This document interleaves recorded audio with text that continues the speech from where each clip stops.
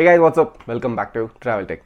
So in one of my previous videos, you saw the unboxing, installation and also the video samples of the 70mai A810, and in that video I also showed you the license plate readability of this camera because this camera has the latest Sony Starvis 2 sensor. Well, the performance of the camera has been really impressive, but it was very important to see how the Starvis 2 sensor performs against the older generation Sony Starvis sensors. So it was time to compare this camera with one of its closest rivals, that is a 70mai A800S. Now since the A800S comes at a lesser price than the A810, most of you might be confused which of these cameras to go ahead with and what advantages the A810 has over the older generation A800S. Well, in this video I am going to show you all the differences between these two cameras, show you the differences in their form factors, and most importantly compare their video samples in both day and night conditions from both front and rear cameras, and show you the license plate readability of all these cameras in a side-by-side comparison. So this is one good video and this has taken a lot of effort and planning to bring in front of you. So make sure to appreciate my work and hit the subscribe button of Travel Tech and smash that like button before watching the rest of the video. So let's not waste any time and let's get started.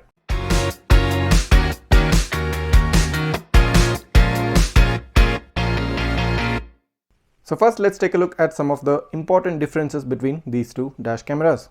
The 70mai A800S comes at a price of 16,999 rupees, whereas the 70mai A810 comes at a price of 19,999 rupees. The A800S has a field of view of 140 degrees and the A810 has a field of view of 150 degrees. The A800S has a standard 30 fps frame rate, whereas the A810 has a variable frame rate of 25 fps for the UHD and 30 and 60 fps for the full HD resolution. The A800S has a Sony Starvis IMX415 sensor and the A810 has a Sony Starvis 2 IMX678 sensor. The A800S supports up to 9 languages, whereas the A810 has about 17 languages support. The A800S does not support HDR, whereas the A810 supports HDR on both front and rear dashcam. The A800S does not support motion detection in parking monitoring, whereas the A810 supports AI motion detection. These were some of the important differences between these two dash cameras. So just to show you the difference, on the left here I have the 70mai A800 and on the right here I have the 70mai A810. So looking at the form factor, as you can see, they more or less look pretty much the same. There's hardly any difference which you can make out, but the main difference comes right here. On the 70mai A800 there is a micro USB port, and in the new A810 you have a Type-C USB port. So that's the only difference in terms of the form factor, and also I think there is a small difference in the lens as well. So starting with the comparison of the daytime footage of both cameras, on top you have the A810 and on the bottom you have the A800. Overall the footage looks pretty decent, but in the A800S I think the footage is slightly warmer and also slightly sharper, whereas the A810 gives you a more smoother and a more natural feel. The specifications of the video are provided on the right side for your reference so that you can take a look at it. Coming to the video footage from the rear camera, I think the A810 rear camera has slightly higher noise compared to the A800S, and also both cameras are nowhere close to what the front camera quality does offer to you. Now let's compare the license plate readability of both these dash cameras side by side so that you find it easier to make out which one is the best one. So on top is the A810 sample, and if I zoom in on the license plate of the car, now this is a pretty decent license plate readability, all letters, numbers clearly legible, and a very minimal amount of noise. If we take a look at the sample from the A800S, now this is slightly blurred with a moderate amount of noise, and also the image captured is of a warmer tone. Now if we put them side by side for your convenience, you can definitely see that the A810 sample is clearer and much more better compared to the A800 one. Coming to the rear camera license plate readability, let's zoom in on the number plate of the Maruti Baleno. So this is the sample from the rear camera of the A810. It has certain amount of noise and blurriness, but you can still make out the number plate in daytime at a close range.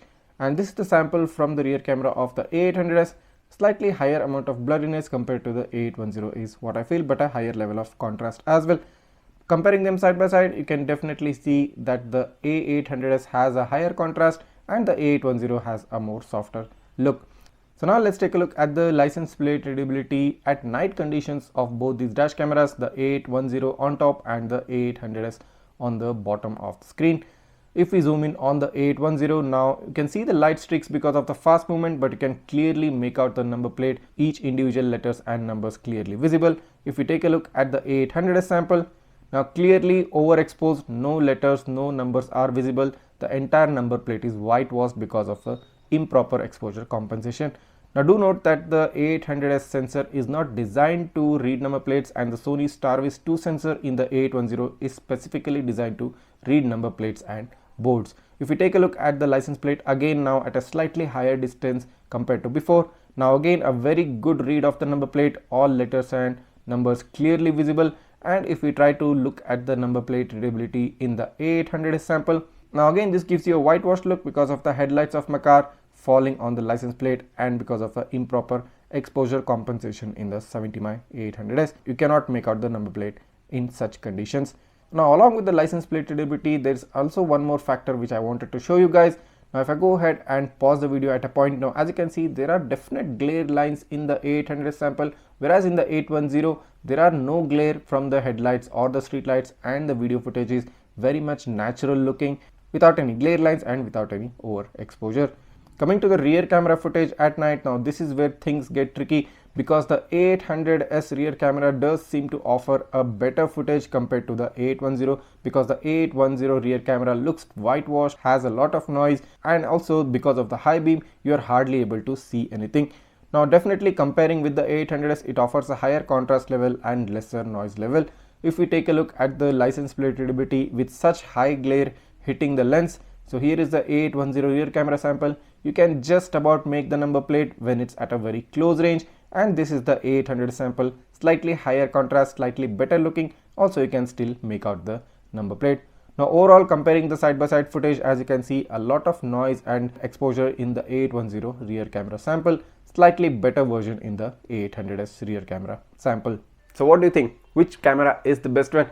Well, definitely the Sony Starvis 2 sensor has really impressed me, and its nighttime performance is beyond excellent. So considering the point that the A810 comes at only about 3000 more extra bucks compared to the A800S, I definitely think the A810 is the better choice between these two, because it gives you a lot more features and gives you one of the best video qualities available because of its Sony Starvis 2 sensor. So if you do want to purchase it, or even if you do want to purchase the A800S as well, you will find the purchase links in the description of this video.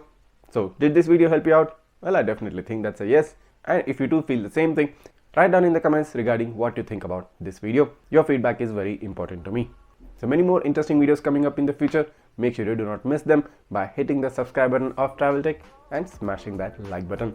So this was the video for today. Thank you for watching, and until next one, see you.